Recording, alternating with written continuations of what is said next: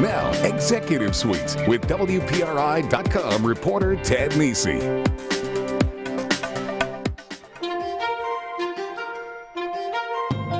Even if you've never heard of Blount Fine Foods, you've probably eaten their products. The third-generation family business makes millions of servings of soup a year in Fall River and Warren that get ladled out everywhere from BJ's Wholesale Club to Panera Bread. Blount has invested tens of millions of dollars in its facilities in recent years with an eye on further growth. This week on the first half of Executive Suite, the president and CEO of Blount Fine Foods, Todd Blount. Then, economic equity. That's what the Rhode Island Black Business Association says it's after. The group has a new website, but an old concern. Too many minority Rhode Islanders are struggling to get ahead. On the second half of Executive Suite, the president of the Rhode Island Black Business Association, Lisa Ranglin. Welcome to Executive Suite. I'm Ted Nesi, back from vacation and glad to have you back with us. Todd, thank you very much for being here. Yeah, you're welcome, Ted. And this is a really fun story about how your family has been on the waterfront there in Warren and now have this very large enterprise. But let's start, maybe some folks aren't quite sure what you do at Blount Fine Foods. What do you do at the company? Yeah, we like to call ourselves a premium prepared foods company, but mostly what we make is fresh prepared soup. So primarily for restaurants, but also for grocery stores, club stores, and the like. Now, how much, I kind of hinted at it in the intro, how much soup are we talking about? Well, we like to put everything in servings so you can get a feel for it. So this year, we're looking to produce 150 million servings for 1 year. Now, how does it break down in terms of soup that ends up getting ladled out in a restaurant versus soup you might pick off on the supermarket shelf that says Panera or Legal Seafood on it, even though you made it? How does that break out? Believe it or not, we're actually 50-50, which is great because if you think about it, each one of those markets, the restaurant market or the retail market, kind of has their day in different economic conditions. So we're very fortunate to be 50-50. So in different economic times, the retail will grow when it was harder economic times, and maybe the food service will grow in the better economic times. So now, do you ever get sick of eating soup? You know, I don't order chowder a lot unless I'm just trying to see if it's a competitor. But, you know, I focus on, we eat a lot of product, both for quality reasons and for new product testing. And I'm always focused on the new stuff. And right now, my favorite thing to eat is macaroni and cheese, which is one of our new products. Yeah, and we're going to talk about some of the new product lines you folks are going into. But before we go forward, I want to look backward a little. Your family's been in the food business a long, long time. Tell me a little about the history there. Sure. Yeah, we're really proud of our Rhode Island history in food. We actually married into the seafood business. The Blount family married the Buckingham family, who was an oyster family of Barrington, Rhode Island in the 1880s. So we've kind of inherited their heritage of purveying and farming oysters. And we did that all the way into the 30s and 40s until we had hurricanes and pollutions and those kind of things. And my grandfather actually pioneered using clams as an alternative to oysters because they were running out in the bay. And so he pioneered processing and selling and shipping fresh and frozen clams. So we did that all the way really until 2011. So from 1946, when he reincorporated the business, to 2011, we were selling frozen clams. But along the way, when my dad took over, one of his major incentives was to diversify, first with customers, but then with products. So, because just so people understand, as you said, reincorporated in 46, into I think the 1970s, you had one major customer on soup, Campbell Soup. Yeah, I mean, I think that was a different generation's kind of thinking, but it was respected on both sides, so it worked. But my grandfather said, hey, we're going to do whatever Campbell Soup wants, and in return, they'll be our only customer. So it worked really well for them, but that started to change as things became more competitive. And my dad, his focus was to diversify, but it was really, really hard to do. So he started and stopped dozens of initiatives, but one of them that kind of stuck around was soup. And so, of course, started with clam chowder, but then shortly after we got into all the other kinds of soup. And so that kind of brought us closer today, how we eventually made that transition into being just prepared foods. And you took over, you've actually been at the helm for a while now. You took over for your dad, Ted, a great name, I of course think, but took over for him back in 2000. Paint a picture for people. How has Blount changed in these 14 years since you took over to where we are today? Well, we were on a great trajectory to kind of understand what it was mean to have a diverse product line. But somewhere about halfway through my term, I realized that, and really our whole team, that seafood is a tough business, maybe because I was just getting tired of it. It's seasonal, it's somewhat limited in supply, it's also limited in demand, and I really enjoy growing as a company, and you couldn't do it with seafood. And so over time, it was actually holding us back because you still had to invest capital to kind of stay up with food safety and other advances. So we decided to really focus on the prepared food side because if you think about it, it's an endless marketplace. It's growing because of what we all buy on our way home from work. And we felt that we could really be a big player in that. So we took a big risk in 2011. And after all those years in the seafood business, we sold our clam business to a competitor, and at the same time bought a small soup business in Florida and actually moved it up to Fall River in Rhode Island. So it was kind of like trading parts of a business, but it took a lot of risk because while we were challenged in the seafood business, it was still a large part of our company. So it's one of those risks you put on the table, but it paid off. Is it harder when you're a family business to make such a major change in what you do because there's a legacy and a history there that you're saying we're closing that chapter now and moving on, or in the end, are you just kind of hard-nosed as a businessman and you say this is where it's going? Yeah, it was really hard. I think that's probably why we waited a little bit of time, and we had to wait for the right opportunity because it's a hard business to sell. But we had all the previous generations behind us when we made the decision, and that really made me feel good about it, and they agreed. And being a family business, they know I've taken risks before, and it's paid off, and I think they've kind of backed the plan, and are real happy that it's worked out. Now, a lot of the soups I know are made in Fall River. You have a big plant there. We're going to talk about the expansion there, but some of it is actually made in Warren on that waterfront spot that a lot of people know, right? Yeah, that is such an important, that's an original whaling building, and then it was an oyster building, then it was a clam building. There was no way I was going to let that go from our family's kind of legacy. So I figured I'd just reverse a little bit of history and made it what I call the world headquarters of clam chowder. So all the smaller restaurant chains that helped us get started in this business, we moved their production of clam chowder back into Warren, Rhode Island, and they're right on the water. They get the attention to detail on those really special recipes. So we're really happy to be as strong as ever we've ever been as a presence in Warren, Rhode Island. So when you go to that little clam shack you guys run, when you're getting the clams arrived there, the chowder was made there, and it's being served back to you there. Right. In fact, if you think about the clam shacks, we're kind of a place to take all that seafood legacy we had and kind of house that legacy and the history. So again, another little bit of reverse engineering. We're not all that experienced in the restaurant side of things, but we want to take all that family history and all that seafood expertise. While we're off making beef chili and broccoli cheddar in Fall River, now we get to serve fried clams and clam cakes. All right, we're going to take a break. When we come back, we're going to talk much more with Todd about where he sees growth coming for Blount Fine Foods in the coming years. Stick with us on Executive Suite.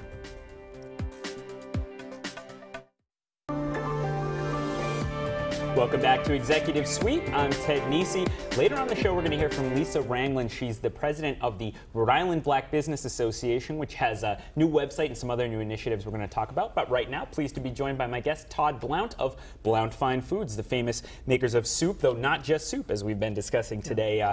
And Todd, one of the things I want to ask you about, when you referenced it earlier, is some significant, huge investments you've made, $40 million at your Fall River plant in recent years. And that began actually back in 2010, right out of the recession. Was it, was it nerve-wracking to make such a large capital investment when the whole world economy had just crashed within very close memory? Yeah. There was two things going for us. One is, obviously, it was really competitive from a construction and the contractors. So we knew we could get a good price if we could pull together the capital. But we had to, the risk was, would the market be there to sell the product we would then make out of that? So we knew we had confidence in ourselves that we could sell. We were just, had to take that risk. And so we got a great rate on the capital. We got a great rate on the contractor. And when we put it all together, we were able to, double our production. And we were really fortunate. That's kind of when that Panera soup took off as far as being sold in a lot of retailers nationwide. And you've had just really, people might not realize how much growth Blount Fine Foods has seen since over the last decade or so. Mm-hmm. Can you give people a sense of how much bigger the company has gotten just in the last 8-10 years? Sure, yeah. I mean, when we moved to the Fall River plant in the mid-2000s, we were in that 50 million range, and now we're hoping, if all things go right in 2015, we could hit 200 million. So we're really, setting our sights high there. But now, was that obviously the plan was to grow, but have you been surprised by how fast it's gone, or is this, these are the targets you set and you're hitting them? Of course, I'm supposed to say that this was the plan all along, but yeah, we've always been pleasantly surprised. I mean, we generally put our nose down and work hard, and we set goals, and we try to exceed them. But yeah, we've been really excited because at the end of the day, in order to grow that much, you actually have to grow the whole marketplace.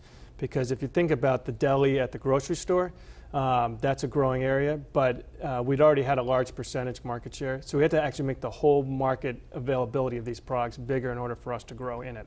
Now, you mentioned Panera Bread, obviously Legal Seafood, another partner of yours people know well. So just so people understand, when you sit down at a Panera restaurant and order some soup, is that Blount soup for sure? Is that soup, or is it always the soup you get with their names on it in the supermarket? Right. It's a great question. It gets a little confusing. But we don't actually make the soup for their restaurants. That's made by some contractor in the Midwest that does a fine job for them. But we work with Panera as a team, make the exact same product for all retailers in the United States. So that could be grocery stores, club stores, and other alternative retailers, and the same thing for Legal Seafood. So really proud of those brands. We think those are the soup brands of the country going forward. No offense to Campbell Soup and the things they've built in the middle of the store, but we think for where people want to shop on the outside of the store, those are the brands of the future. And not to mention the Blount brand, which is really large at restaurants, but it's also where some alternative club stores like Costco grab on to more of that local type brand. So we're pretty proud of that as well. And where do you see growth coming from in the coming years? What parts of the food sector are you really targeting? Right.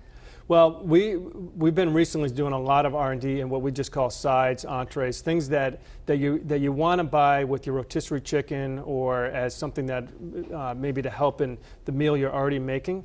So that could be anything from a upscale mac and cheese to a butternut squash, even a like smashed zucchini or something like that, just really trying to be creative and bring restaurant formulas to the retail deli. That's kind of a lot of what we do. And doing manufacturing around here, there's a lot of talk about how much manufacturing has left. You've made major investments to stay in this area. What are the benefits for you being here, but also are there challenges? Yeah, I mean, I'd be lying if I said this is just the best place to be in a manufacturer. Both Rhode Island and Massachusetts have their equal challenges. I think really what the best thing is, we get the best people. People want to live here. I want to live here. So that's why we're here. The challenges, we do have a great, whether it's regulation, labor costs, that sort of thing, those are things we're up against. And really the labor laws and rules seemingly changing all the time, especially in Massachusetts. So it's a lot to keep up with. But we all want to be here, and we've got a great market here, right? We've got a lot of people who love eating soup when it's cold, and they love eating chowder in the summer. So we stick to that. Although we do ship nationwide, and over time we'll have to look at something maybe on the West Coast that kind of meets the shipping demands of that instead of sending trucks over there. But for now, we'll just keep pumping it right here. We're running low on time, but I have to ask you, we've had a bunch of shows in the last year and a half where we've talked about food as a growth industry. We had Green Corn recently building that big plant to make sandwiches at Quonset. You have Daniele up in Burrowville and other companies. Do you think that's real? Do you think food can be a growth sector for the Rhode Island economy and into Fall River and the metro area? Yeah, I think so. I mean, we have, Johnson & Wales is a great backup. We've got a lot of entrepreneurs, a lot of creative people. We've been involved. We just hosted a class for Hope in Maine at our factory in order to teach them about certain parts of manufacturing. That's a new food incubator in Warren. So they're doing a great job, and I know there's others. And I think it's just a great way to spur things on. Where it will go, eventually people like to eat local, so there's maybe only so much marketplace, but I think it's one that you can get your hands on, and we can do something with in Rhode Island. All right, Todd Blount, thank you so much for joining me. But don't go away, because up next we're going to have Lisa Ranglin, the president of the Rhode Island Black Business Association, to talk about what that organization is up to and its new website. Stick with us on Executive Suite.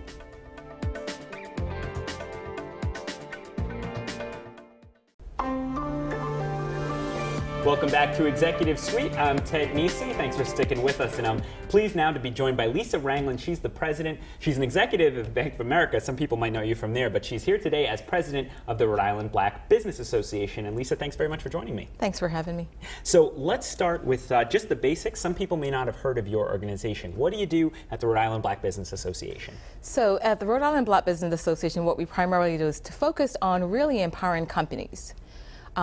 really small business, black business in particular, around ensuring that those companies are growing and thriving so they can really impact the community as it relates to job creation.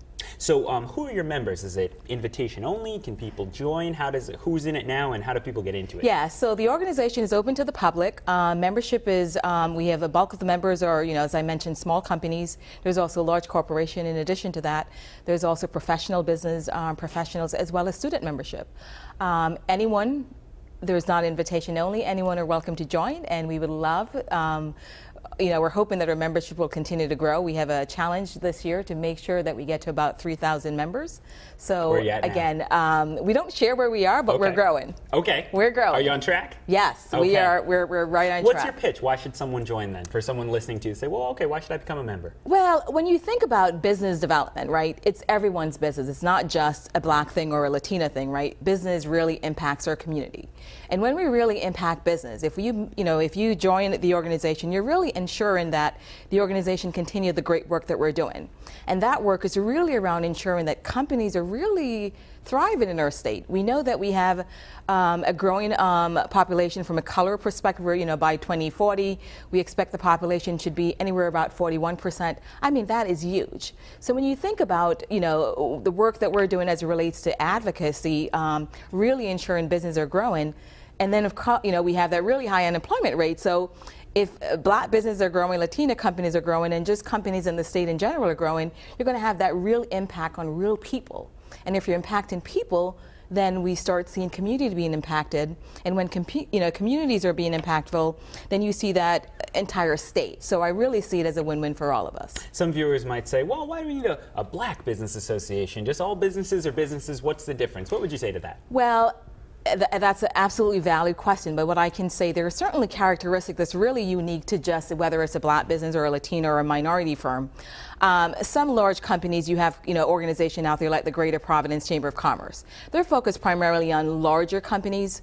The Rhode Island Black Business Association is really focused on really empowering small business, black companies that are really what I consider untapped from an investment perspective. So when you think of whether the issues is around access to capital, whether it's contract, you name it, we have a different issue as it relates to really being able to go after those large contracts.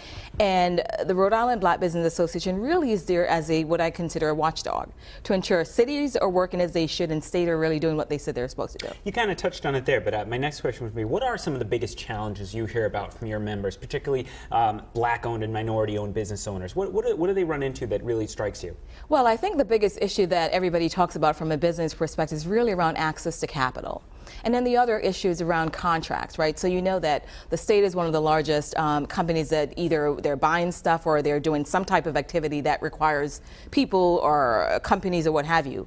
The state of Rhode Island has a law on the books since 1986.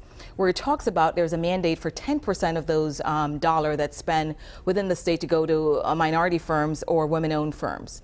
And this law has been on the books since 1986, and it has never complied with its own rules as it relates to meeting that goal. There's something literally wrong with that. So as an organization, we see that as a big issue. We do know if companies are able to get those contracts, then obviously the issue around whether a contract is an issue would be null or void. So for us, it's really to continue the work to ensure that companies are growing and so that those companies can really hire within those communities. So you're saying in some ways, if in that case, just enforce the law that's on the books. The law is on the book. If you just enforce it, we'll see a huge reduction in unemployment rate. Again, we know that it's 7.9 across the state, but when you look in the black or Latina communities, it's up to anywhere from 30 to 40%. And we're talking about real people here. So this is an election year and everybody's talking about job creation, but I mean, it really has to be everyone's business around ensuring that all Rhode Islanders are doing well, not just some Rhode Islanders, right? All companies are doing well, not just some companies. So for us, it's really to ensure that our companies, black and Latinos and so forth, minority firms, are really doing well so they can compete with those other larger firms. There was a fascinating study a few years ago the Federal Reserve did in Boston, and they found that there'd been a lot of growth of entrepreneurship among the growing Latino population in Providence, but they said almost none of it really encouraged, not discouraged either, but just untouched by official organizations, whether it was city government or other large enterprises. Absolutely. It was sort of just organic. Does that ring true to you as the case on the ground? Absolutely. And again, it's not unique to just Latino. I see it across the board. I mean, we face off with not just Black or Latino companies. We look at it from in general. Most companies that are part of our organization, in some cases, they're from outside of the U.S. So they're either from the Bahamas, the Caribbean, or some other countries, and they come in with some kind of spirit of, yes, if it's not available, I'm going to make it, right? If there's no job, I'm going to create my job. So we've seen that a lot. We've also encouraged that. I think if we can get more people to start thinking creatively about creating jobs, right?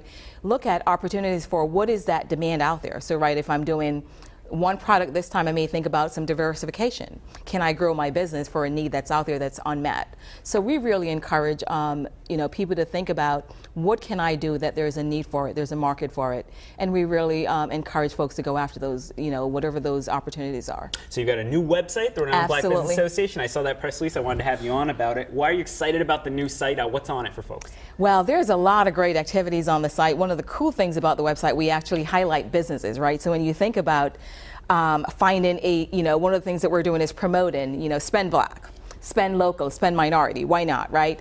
So the website has all of our members that are available. I mean, we're working very tirelessly to really identify all of the minority companies across the state. We're going to have them on our website. So if somebody's looking for a company, whatever products or service they may be looking for, just visit our website. They will be able to find that information there as well. In addition to that, the website has a cool feature where it has a job bank. So if someone, we know that we talked about the unemployment rate is really high. If somebody, a job seeker, is looking for an opportunity, they can either post their resume online, or companies can also post their job openings online as well. So we see it as a nice way for job seekers and companies that are looking to hire diverse candidate, not just diverse candidate, but any candidate for that matter, may be able to find that happy marriage right on our website. In addition to that, we also have sponsorship opportunities on the site, and companies can advertise, whether it's a bank. We have several companies that are actually advertising on our site as well. In addition to that, we have a community calendar. So for other nonprofits out there that are having various activity throughout the state, we would love to promote your events. So they can send a request into our website directly from the website, and we'll put those information online so it becomes available to the general public. And looking ahead, you mentioned a calendar. Any events coming up that the association is planning? Yes, we are excited. We have our gala that's coming up in October 3rd to be exact. It's going to be at the Providence Hotel, the Providence Omni Hotel in Providence. Name keeps changing. Right. It was a Westin. Now it's the, right. I had to think about that. So it's October 3rd. Tickets go on sale today, actually, and you can buy those tickets online on our website. And what's the URL for the website? www.ribba.com. All right. That's all the time we have this week. Lisa, thank you so much for being here with us. And I thank you for watching the show this week. Also, Todd Blount, who joined us in the first half. If you missed any of this episode or any other episode of Executive Suite, you can catch all of those on our website, WPRI.com. And I'll be back here next week with the woman whose father invented the game Bananagrams. They're actually from Rhode Island. It's an interesting story. So I hope you'll join us then and tune in. See you next week here on Executive Suite.